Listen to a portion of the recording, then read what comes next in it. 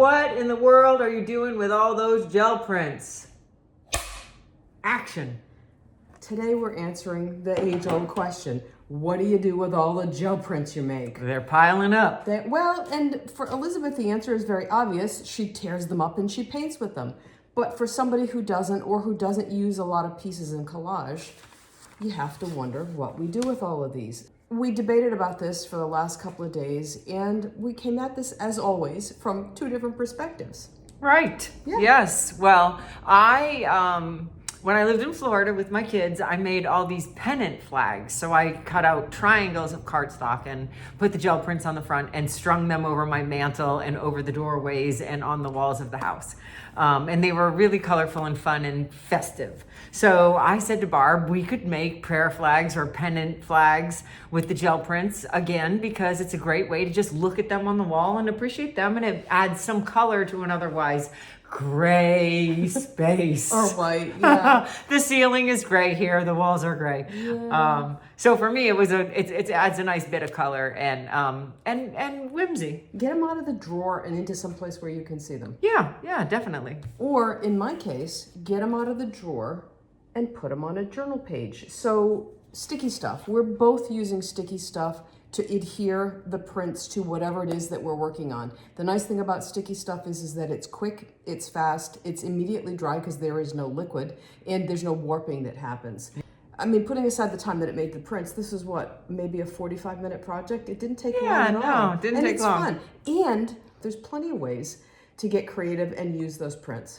Absolutely, yeah. So all we used was the cardstock, the sticky stuff, the hole punch, some yarn, and all those gel prints. Yep. And as always, the supplies are linked below the video. So let's go show them how to do it. Let's go do it. Today we decided to make prayer flags or pennants or whatever you want to call them from gel prints. So I've started this string of 6x6 prints that I adhered to cardstock and then hole punched and strung with yarn. And these are super fun to hang across over your door frames or over your mantle horizontally or straight down from the ceiling. So it's a great way to use your gel prints, to look at them, display them, and have fun with the color. So I'm working in an orange and teal theme. You can do random colors. You could just use what you have of gel prints, or you could curate it with similar stencil patterns or similar colors, however you want to put it together. So here's how you do it. Let's slide this back. So I'm taking a sheet of 9x12 gel printed paper, pick out your favorite ones, and then I've got a 6x6 piece of cardstock from JOGGLES, and Barb adhered sticky stuff adhesive sheet, double-sided adhesive sheet to the whole back of this 6x6 cardstock. So once you get it adhered to the cardstock, then you pull off the backing to reveal the sticky on the other side. So I'm just going to peel off the backing, and then I'm going to choose an area on my gel print that I want to use, and I'm going to flip the sticky stuff over. I'm going to line it up a little bit down from the top so I don't get the edge, and then press it. And then Barb, who is way more accurate than I am, is going to take a second to trim this off camera. There's a couple different ways you can do it. You can use a self-healing cutting mat and an X-Acto blade and just cut along the edge, or Barb has some fancy quilting cutting tool. You could use scissors, but I don't think the scissor blade is going to get you right up to the edge of this cardstock. So I think the most people are going to use an X-Acto blade, but remember not to cut on your nonstick craft sheet. Put it on a self-healing cutting mat and just run a brand new blade, a nice sharp blade around the edge. So now that this is trimmed, nice and neat and perfect, then you take your hole punch and you're going to punch on the opposing corners for a diagonal. You could, of course, also punch it on the sides like this if you wanted to hang them straight like a square, but I thought they'd be a bit more interesting on the diagonal. But either way, it's the same process. So I'm just going to come into the corner here and punch, and then the opposite corner. And then I come with the string and I go down through this so that the yarn goes across the back. So it's going across the back, and then I come back up through the other side. And then when I get to the end of my row, I have them all kind of evenly spaced like this, just about pretty close together, a little tiny bit, maybe a finger's width. When I get it to that, I'm going to take this yarn a second time through. You don't even have to tie it, I don't think.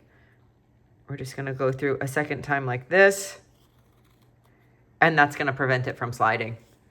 So now I have my teal or blue and orange strand of prayer flags, pennants, and I'm ready to put them up.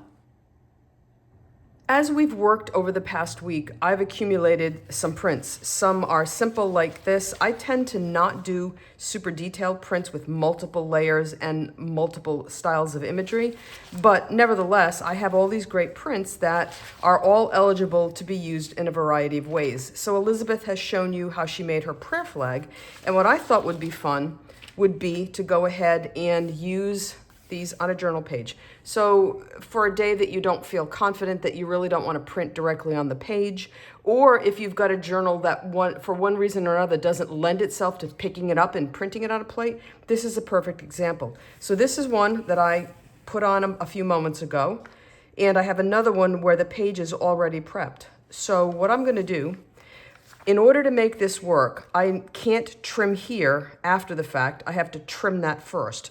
So I've come in and put a straight edge on. I've put sticky stuff on the page, and I trimmed to match the profile of the corners. And then really, it's super simple. All I'm going to do is peel back the release paper. So I have stick them in place there. So all I'm going to do is line this up with the edge that I cut right in the center of that signature. And I'm kind of sticking my head in here trying to see. Remember, sticky stuff is one and done, so you're going to put it down. And now, all I have to do, and if I show you the back side, all I have to do is come back and trim around here, and I'll have a page that's ready to go, just like this one was. So there's plenty of things that you can do with all those gel prints that you've been accumulating. Well, now that you have used up all your gel prints to make your prayer/pennant flags and to put them in your journal, you need to go back to work to make some more. That's right. There'll be no resting on your laurels. We need to make more. It's a cycle. Yeah, but it's a fun cycle. I mean, dragging all that stuff out, making a bunch of prints, and then you have them and they're ready to go when you are. And there's joy in the entire process, from creating the prints to using the prints to being satisfied with what you made with them. Absolutely, yeah. And you know what? I took one of those pennant flags and shipped it to my kid. Really? Yes, and they remembered it from being in the house. Oh, and they were awesome. like, oh, wow, this is so cool. And Yeah. now it's hanging in a Brooklyn apartment. There you go, right? Yeah. We did good. Yeah. All right. All right. We'll see you next time. Bye. Bye.